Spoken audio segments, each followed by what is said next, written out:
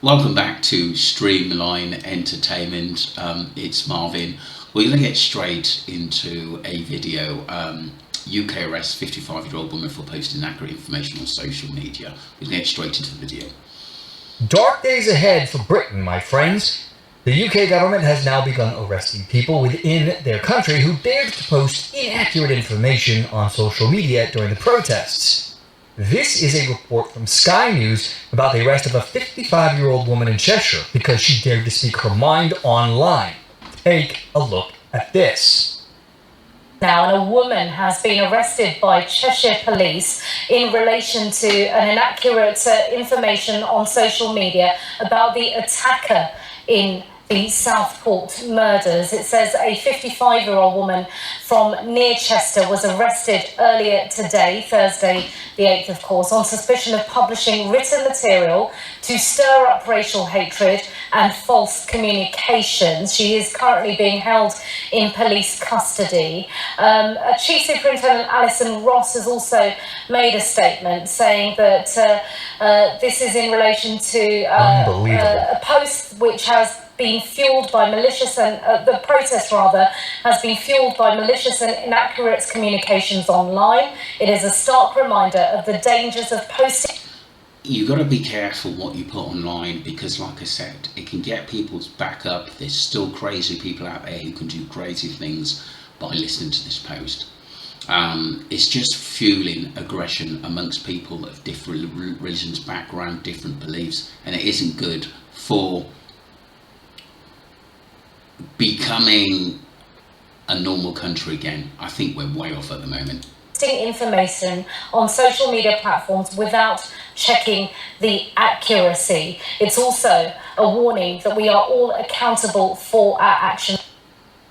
The truth is, the reason why there's such a reaction when you've got a culture that is continuously finding ways to ban people from saying what they feel in their hearts, people that are afraid of Sharia law, people that are concerned about mass migration into their country. When you block people from having that discussion, you're building pent-up anger and rage. What you're seeing here is a reaction to this, well over a decade of this building and building. Now this is just the beginning. There will be many more, believe you me. This is what you get when you allow laws that let your government dictate what speech can be said. When you allow them to classify hate speech and online conduct laws, these are the vehicles that your government will inevitably use to cull opposition and eventually come for you. The purpose of... Wow, that's absolutely just mad. That really is. We're going to move on to part 2 in a minute, but like I said, a lot of it seems like control, and we have to be careful in what we say, because like I said, police seem to be clamping down and government seems to be clamping down on what you can say and what you can do online. And they're going to be looking to it even more, I think. I mean, this is incredible. I mean, what this guy's just about to say about other people who want to know what's happening in England. Some of the police forces have stopped other people or some parts of North America looking at details on what's been happening in the UK or some parts of the UK. Website has blocked the entire North American continent now. So if you want to look up this arrest, you can't. Not unless you have a VPN. What does that tell you about these people? Look, I'll show you. Let's do this in real time. Let's go. I'm going to pull up Google here. See Cheshire Police. Okay, here we go. Block. Welcome to the new world in the UK. Now, thankfully, in the rest of the world, social media is undefeated. Here's what we could have read had it not been blocked by the British government. This is breaking from Cheshire Police. They have arrested a woman in relation to social media posts containing inaccurate information about the identity of the attacker in the Southport murders. The 55-year-old woman from near Chester was arrested earlier today, Thursday, 8 August, on suspicion of publishing written material to stir up racial hatred. The 55-year-old woman from near Chester was arrested earlier today, Thursday, 8 August, on suspicion of publishing written material to stir up racial hatred. She is currently being held in police custody where she is assisting officers with their inquiries. Now, what we can expect from all of this is that the UK government is going to begin hammering down on its citizens. They're going to crush as many people as they possibly can. The purpose of this push will be to crush the spirits of anyone who still might wish to fight back. For example, the London Metropolitan Police Commissioner put out a threat that they would come after so-called keyboard warriors, or those who post online, even if they are not living within the UK. Take a look at this. So we'll throw the full force of the law at offenders, whether that's charging people with assaults, violent disorder, riot, and if terrorism offences are appropriate, I know that Director of Public Prosecutions has said he's prepared to consider that. Oh, terrorism now. We will throw the full force of the law at people. And whether you're in this country committing crimes on the streets or committing crimes from further afield online, we will come after you. About that, because we have seen some high-profile figures whipping up the hatred. You talked about it in there with the officers, in fact, about this being added to by online commentary. I mean, I'm even thinking of the likes of Elon Musk getting involved. What are you considering when it comes to dealing with people? Gotta love the way that they try to frame this, whipping up hatred. Now, people are concerned. People are posting about violence that they are seeing. The government just doesn't want you to know this, doesn't want you to see it. And anyone that does, they're going to simply paint as evil, as terrorists, as hateful. That's the shtick. If you look at people putting videos on TikTok and talking about it, you're really getting an insight on actually what's happening on the streets. The national news only really cover certain things that give them a narrative and people to look at, and also to say, yeah, this is what's happening. But there's more than that. I generally goes to people generally who are concerned about our country and have a different narrative to the news. Don't always believe the national news because there's a lot more going on behind the scenes. Yeah, I don't agree with posting inaccurate information, which is dangerous to people who are doing things like this. It just can't happen. Also, people talking about what Elon Musk said, I thought a lot of it was the truth, but I suppose sometimes powerful people speak out and are told to basically stay out of it. Elon Musk, I think, for quite some time has told people to watch out for this and UK riots and that, and it's here, it's on our doorstep. So this is someone who's actually basically saying Elon Musk must be stopped. Elon Musk to face the full force of UK law, even if that means extraditing Elon Musk to the UK to face the UK courts. And may I remind Elon Musk that punishment for inciting division, riots and hatred in our country comes with a prison sentence of up to 7 years. And Lord Keir Starmer is an accomplished lawyer and prosecutor who will not stand by and allow foreign agitators like yourself, whether you're the richest man in the world or not, to bring our country to its knees in this way. Now, I speak as a journalist myself, and what I care about is the truth. But the time has come to shut down X and end the spread of misinformation once and for all. We need trusted media sources and fact-checked media sources to be responsible for this dissemination of information, not a tech bro bigot in Texas who is wasting money on rockets while the world goes hungry. Elon Musk, you are on borrowed time. People have said freedom of speech is what Elon stands for. That's why he bought Twitter. He can say what he likes. Freedom of speech, Elon Musk is spot on. I think a lot of the stuff he said was actually spot on. And a lot of the public here are actually going with him. But like I said, it just seems like everything is going to be monitored soon, and we're going into a world where maybe we're not going to be allowed to say a lot or get into trouble. I think that's where we're going. He was asked, Starmer, about what Elon Musk said about this, but he didn't react in the way that I thought he would. which is interesting. Or as he got Elon Musk in his sights, Keir Starmer. Your response to this crisis about what's been going on, you claimed that civil war in the UK is so he is a powerful voice. A lot of people follow him on Twitter. Are you worried about his impact on a point about some of the things he's saying? My focus is on ensuring that our communities are safe. That is my sole focus. And I think it's very important for us all to support the police in what they're doing.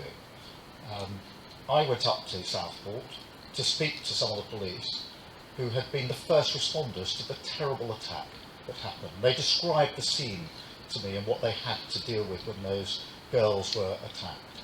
Those same officers were then attacked on their own streets later the same day. The same officers who had been the first responders. Our first duty is to support the police in the difficult exercise that they are engaged in, keeping us safe. So that was Keir Starmer in response to Elon Musk. He did mention it. I suppose, yes, he's correct in what he said, but I think all people should be protected, whether you're Muslim, Christian, or any other religion out there, or a person in need. Everyone should be treated the same, whether colour, background, religion. At the end of the day, he's got to be straight across the board, and he didn't really do that in some of his interviews, which got a lot of people's backs up.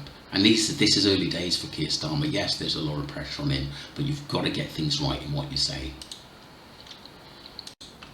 So we're gonna go into a short video about Andrew Tate. This was Muslims community gets mad at Andrew Tate. In a position now where your own Muslim community in the UK are enraged with you because they believe you are siding with Tommy Robinson, who is leading a far-right series of attacks on Muslims and mosques and is being blatantly Islamophobic in the process. And you know that, and so what do you say to the Muslim community who believe that's what you're doing? Well, if there's a small contingent of the Muslim community which believe that, I've yet to see so much vitriol It's like not pretending small. exists. But I want to make it very clear. I'll make it very clear, Piers. I'll make it very clear here. I will answer the question. I am an Islamic revert, and I do not want to talk scripture because there's people more qualified than I, but I'll make it clear. I lead with love in my heart. The Islam I was taught was one of peace and tolerance. I've got to admit, Andrew believes in what he wants to believe in. I mean, people aren't going to tell him any difference because he's a hard-headed individual. If he wants to be part Muslim, that's up to him, because that's what it seems like to me. Has he made some good points about what's happening? Yes, he did.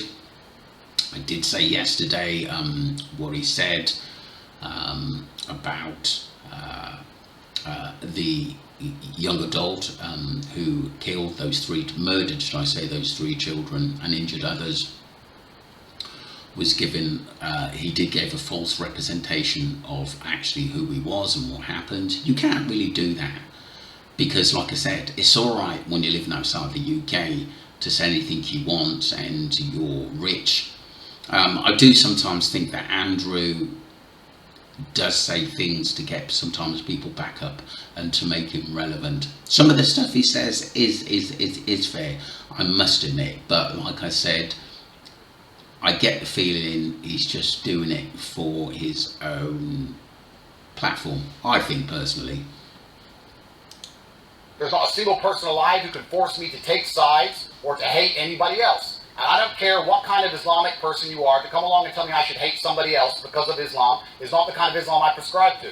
I have half of my family which is Christian, half of my family which is Muslim. I'm half black, I'm half white. I do not want either side of my family to face any kind of violence on the streets. I'm the person who's been calling for peace. You're reading out the odd tweet here and there. Why don't you read out the 30 tweets I tweeted explaining that we need peace on the streets and we need to restore some form of democratic representation to the House of Parliament. You only choose and lie by omission and try and pretend there's a problem where there's not. I love all of my Islamic brothers, and I also love every Christian, Buddhist, and Hindu. I'm a person who has no hate in his heart, and if anybody has a problem with me personally, I'm happy to speak to them. And like I said, it went on and on and on. That actual full interview between Piers Morgan and Andrew Tate was really, really good. I mean, yes, they have a lot of differences, but we've got to live with that. I do think sometimes Andrew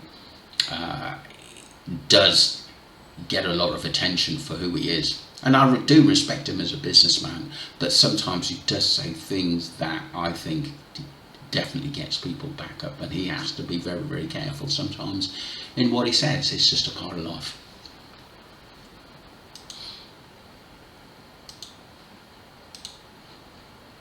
Hidden agendas someone was talking about.